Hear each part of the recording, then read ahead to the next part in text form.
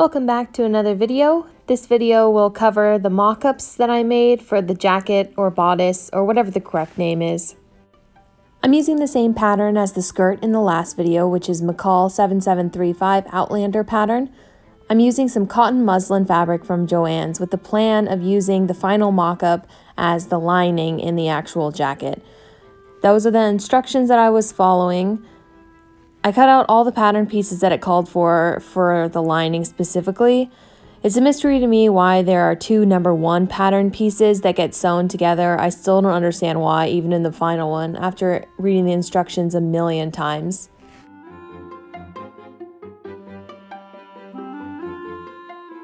To finish the two front halves of the jacket, you sew the side front piece to those two number 1 pieces that are sewed together to themselves, and those create each half. And notice here when I show the final sewed part how much of a curve there is over the bust, which is going to become a problem later.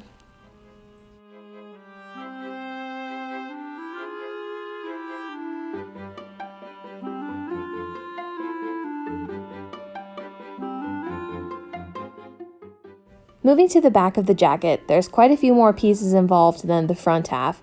The first step is to sew down the back middle, which is the pieces I'm holding now, just a simple straight seam down the middle.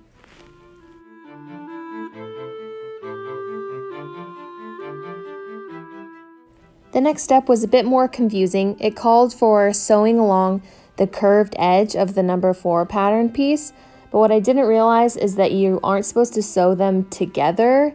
It just says to sew a ½ inch away from the edge of the fabric, and you're just, I guess, supposed to like stay stitch that in, or I can't remember what the actual pattern term is. But anyway, I accidentally sewed them together and then realized my mistake, and here I am seam ripping it out because it wouldn't be a me sewing project if I didn't mess up a million times.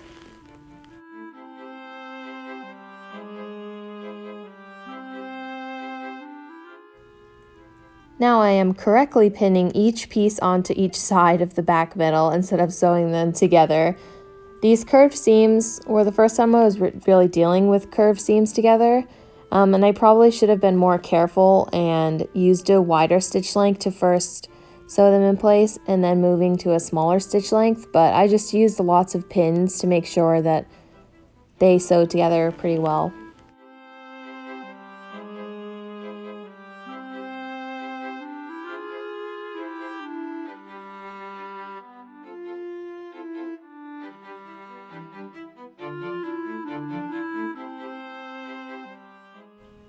The next step is to attach the last 2 pieces of the back of the jacket. These fit on either side into those curved seams.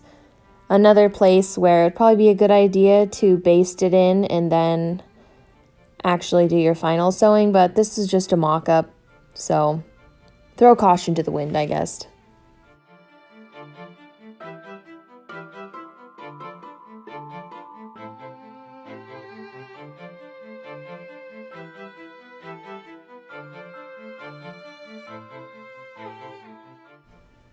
I'm so proud that I finally got some footage of me sewing on white fabric, and it's still a little overexposed, but it's not as so overexposed you can't even see what's happening.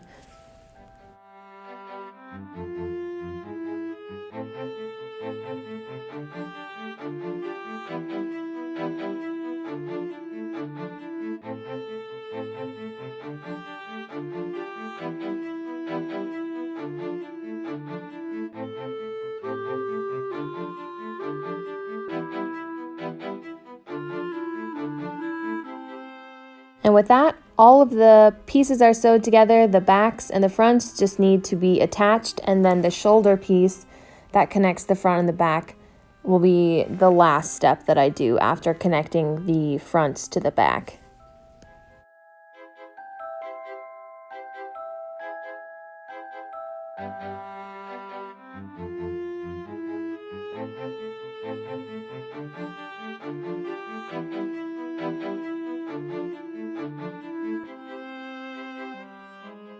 With that all put together, I ironed down all the seam allowances using my tailor's ham for the first time, actually. I got mine secondhand at an antique store, so it's kind of got this like really musty smell when it gets wet from the steam, but it does its job well.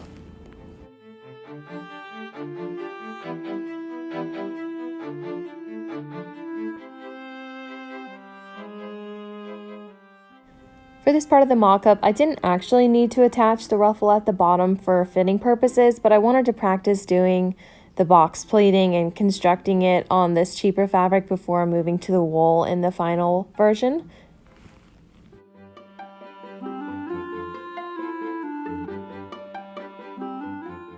I now know what everybody means when they say it's so nice to have a pattern that gives you how to pleat. You literally just draw the dots on from the pattern and get point A to point B, and then bam, you have a perfectly matched pleat without any calculations or guesswork. It's fabulous.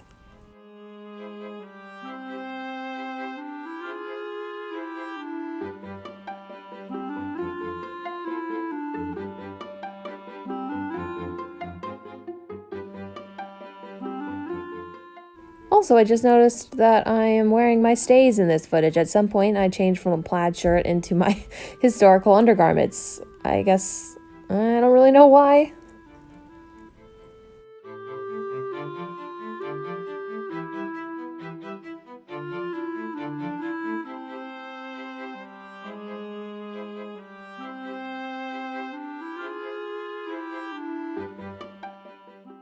I ran a gathering stitch down the whole length of the ruffle that will then be gathered to fit the bottom of the jacket of the upper part.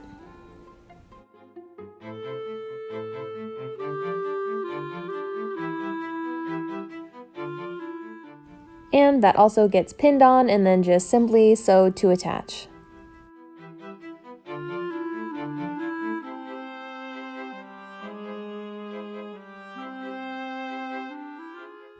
Next up is my first real sleeves. I don't really count the shifts because those were just rectangles. For my first attempt here, I just sewed the sides together, and I don't actually have any footage of me setting the sleeves in the bodice part of the jacket. I just lined up the pattern markings and sewed them around. They didn't need much gathering, so I didn't do anything more complicated than that. And with that, the first mock-up was done. The fit on this was so wrong. It just felt so wrong putting it on. I had no mobility because the sleeves were too tight in the armpits. The front of the jacket didn't fit at all because it was, I don't know, I thought it was too small, I guess, and the waist was really, really high and not hitting my natural waist. The changes I made for the second mock-up were to lengthen the pattern pieces to move the waist down. I increased one of the side fronts to give me more room, which I thought would fix the ill-fittingness on the front, and then I also added extra to the over-the-shoulder piece that I thought would give me more room under the armpit so I could move my arms. It looked a little better the second round. The waist was definitely sitting in the right spot, but I still couldn't lift my arms, and I still wasn't happy with the way those front seams were sitting on top of the stays. I think this pattern was meant for someone wearing modern undergarments and not stays, which sort of flatten you out. So they were kind of gapy. For the third mock-up, I left the length, and for pattern piece number 2, which was the side front, I flattened that curve while also giving a little extra room. And then under the armpit on pattern piece 5, I actually raised the armscye, which was very counterintuitive to me. So thank goodness for Instagram for telling me that that's how you get more mobility in your arms, by raising that instead of lowering it, like I originally thought. And I was very happy with this fit. It sat much better across the front of my stays, and I could finally move my arms, and it didn't just feel so wrong putting it on. And then to double check my fit, I tried it on with the skirt and was still happy with it. So I decided to move on with this to my final jacket.